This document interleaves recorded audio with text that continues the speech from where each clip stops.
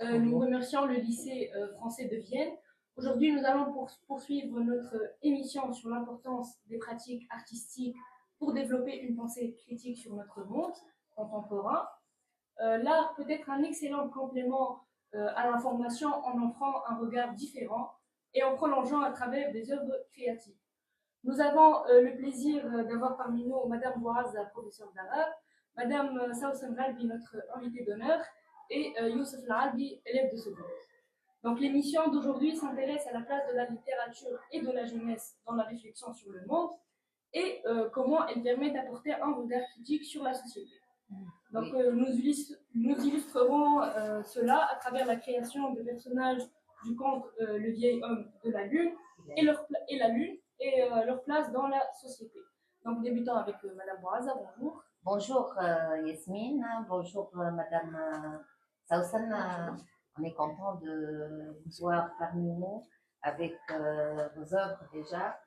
Et Youssef, il a des choses à nous raconter, Ouais. parce que nous sommes dans le conte. Oui, aujourd'hui, on va parler de contes. Mais pas seulement, car les contes ne sont pas qu'une histoire du soir ou une parenthèse enchantée.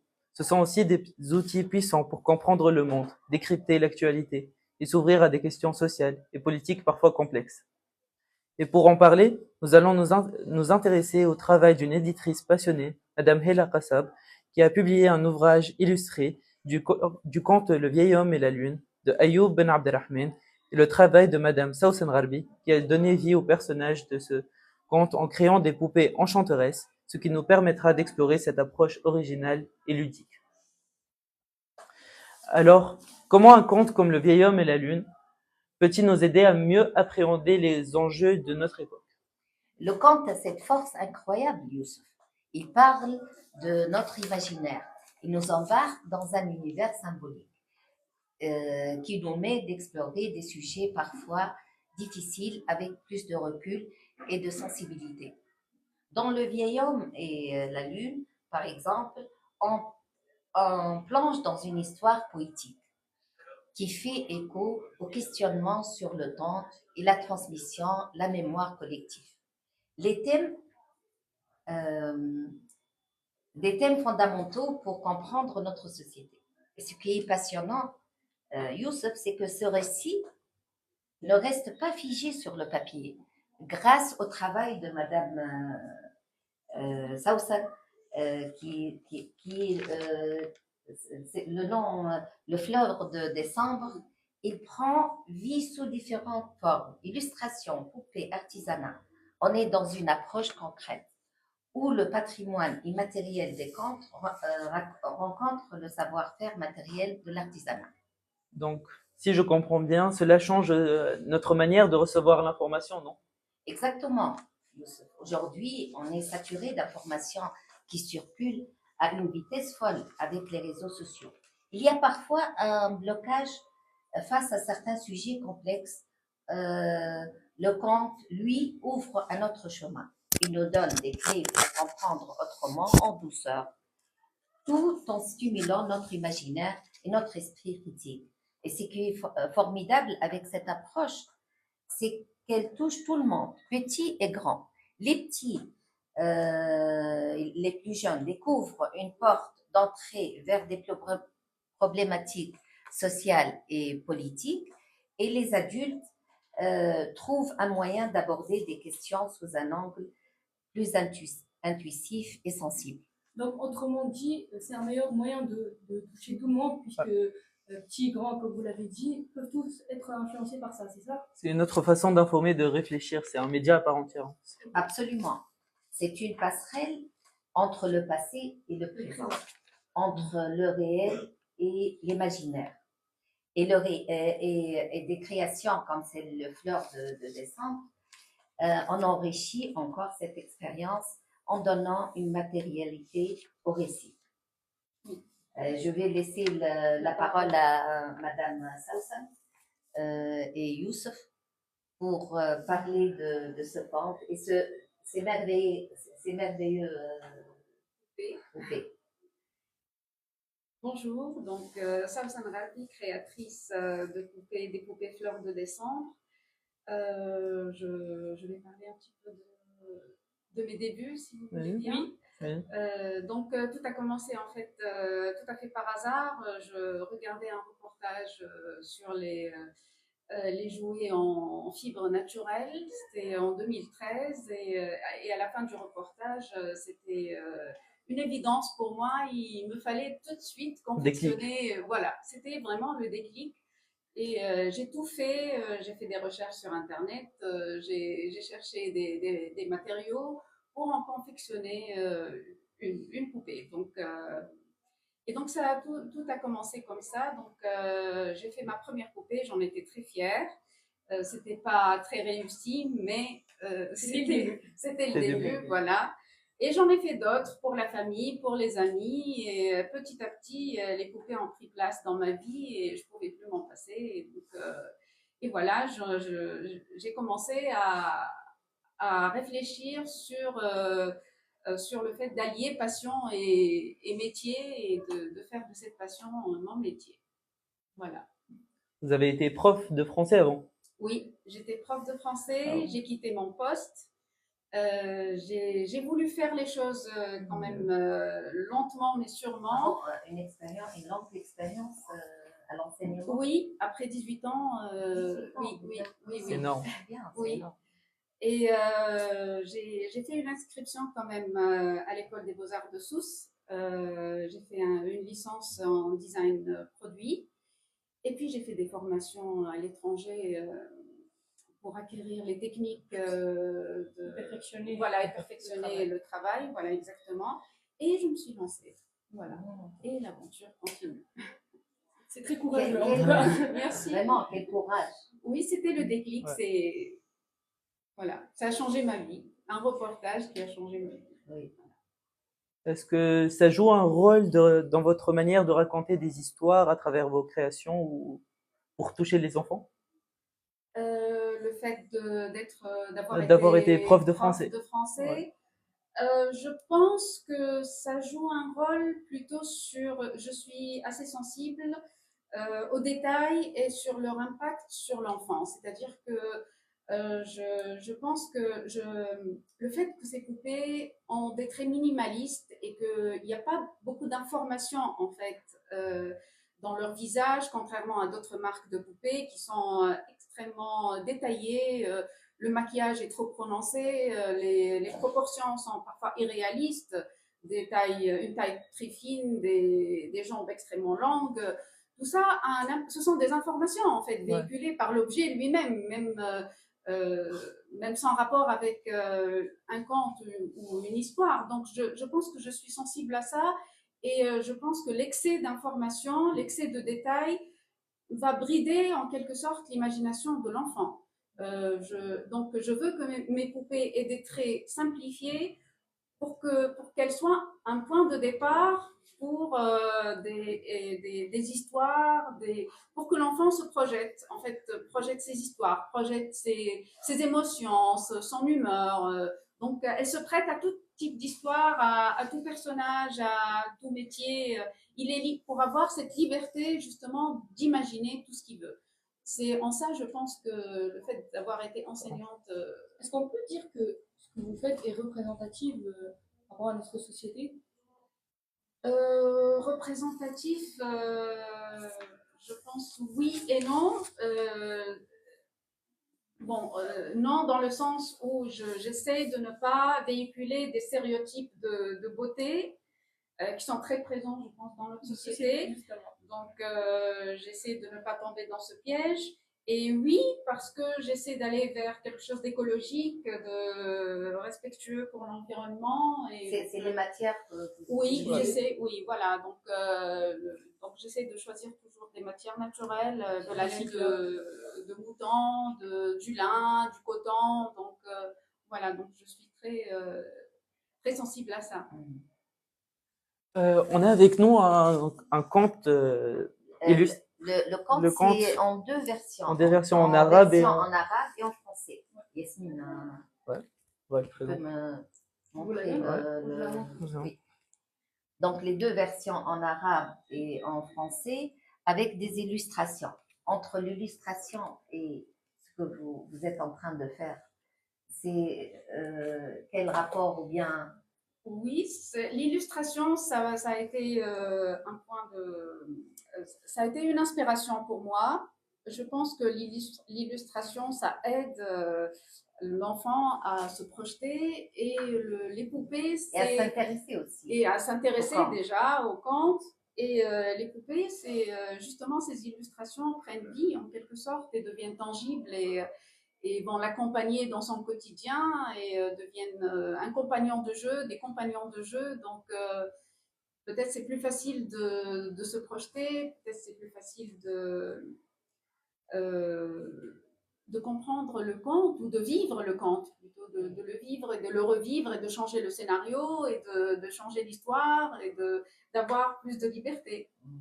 De laisser des traces aussi, puisqu'il Oui. peut les mettre Oui. même dans son Oui. univers, dans sa chambre. Oui, bien voilà, et à la l'accompagner tout au long de son enfance et même plus.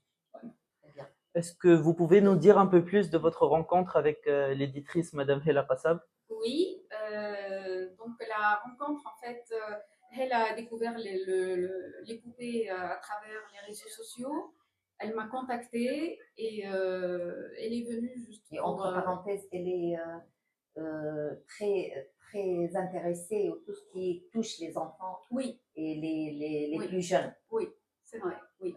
Dans tout ce qu'elle peut faire comme livre, comme Oui, ses choix de livres et tout, c'est original par rapport à ce qu'on trouve en Tunisie. oui, oui, c'est une personne de grande Extraordinaire. sensibilité, C'est vrai. passionnée.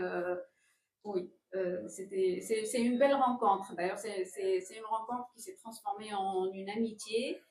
Et c'était donc à travers les réseaux sociaux, elle m'a contactée, elle est venue acheter des poupées. Mais en fait, la rencontre, c'était une rencontre entre Naturel. nos deux univers. On a tout de suite parlé de nos rêves, de nos passions, on a échangé sur les difficultés qu'on rencontre, C'était fusionné. oui, c'était assez fusionnel. Parce que votre parcours se ressemble. Oui, les deux parcours se ressemblent. Elle a fait quelque chose en commercial et tout. Oui. Et après, elle est devenue éditrice. Oui. Et vous étiez prof de français et après, Voilà. vous avez changé de carrière. Oui, c'est ça. Donc, ça a aidé à votre collaboration. Oui. Ils se comprennent du coup. Oui, on s'est comprises tout de suite et tout de suite. Donc, l'idée de faire de ces personnages des poupées vient d'elle. C'est elle qui m'a proposé. Et j'ai été tout de suite séduite par l'idée. Voilà, donc j'ai accepté avec grand plaisir et j'ai accepté le défi aussi parce qu'il y a des défis techniques. Les personnages sont différents des poupées que je fais.